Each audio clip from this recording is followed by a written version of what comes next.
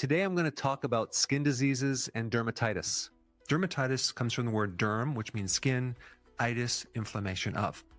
There are many different types of dermatitis. And I just want to share there's a common denominator with every single one of these conditions. But here's the thing, you have this skin inflammatory condition. There's redness, there's itching, there might be blisters, there might be flakiness. Each one has its own scientific name. But in this video, I'm going to make this whole topic extremely simple, and I think it could be very useful for anyone who has any type of skin problems. I mean, you have contact dermatitis. Contact means you come in contact with it and you get some itchiness or some rash. And then you have something called atopic dermatitis. Then you have something that's called seborrheic dermatitis. And the derivation comes from a word that means discharge or flowing. And you have many different types of dermatitis. Lichen planus, impetigo, candida dermatitis, psoriasis, eczema. So you have all these very scientific sounding descriptions of various symptoms that revolve around your skin.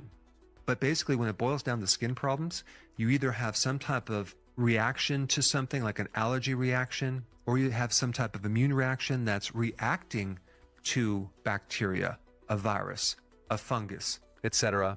Many of the symptoms from skin conditions are really coming from our own immune system that is reacting to something. So you can consider a lot of these conditions as an overreactive immune system. So what's the most common treatment? Steroids, topical or oral. It suppresses the immune system. And then of course the next most common treatment is an antibiotic. So you kill only bacteria. And this is why many times you end up with a secondary infection, an overgrowth of candida, an overgrowth of fungus, mold, or yeast.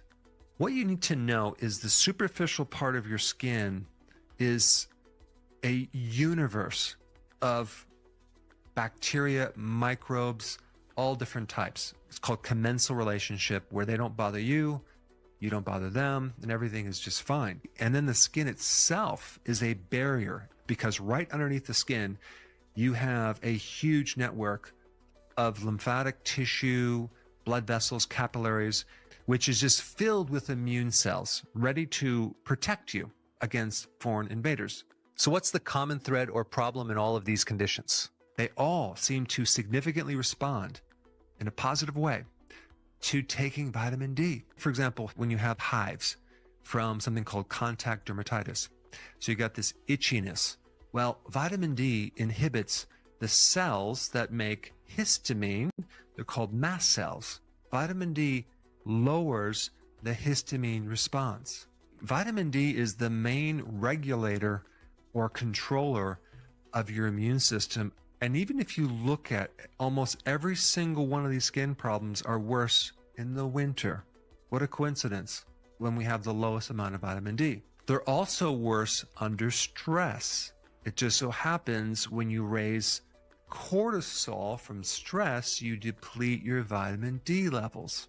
Now, even with acne, for example, that involves the sebaceous gland, when you take vitamin D, it can help shrink and normalize the sebaceous gland and help regulate the overproduction of that oil. Seborrheic dermatitis, one version of that, if it's on the scalp, is dandruff. And you can use vitamin D cream to successfully treat dandruff.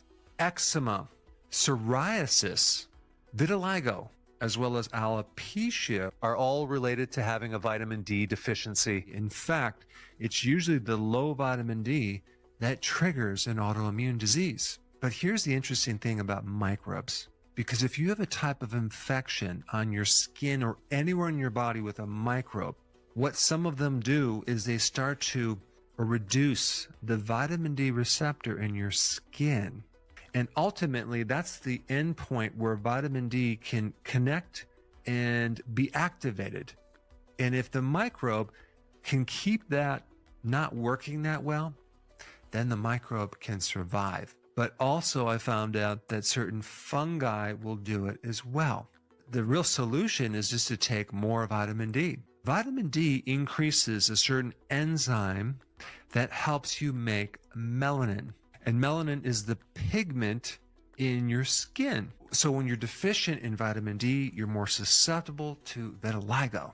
Vitamin D has a very potent antifungal effect. It directly inhibits fungal growth, from preventing the development of a fungal infection to preventing biofilms, which is a condition where you have microbes that start to develop these little calcium shells to help them evade the immune system. But vitamin D helps prevent the biofilms. Even when you don't have enough vitamin D, your skin becomes drier and less hydrated. And this whole area of dermatology seems to be very, very complex. But there's a common theme between almost every single skin disorder, and that would be a vitamin D deficiency. And since we're on the topic of autoimmune conditions on the skin, if you have not seen this video on psoriasis, check it out. I put it up right here.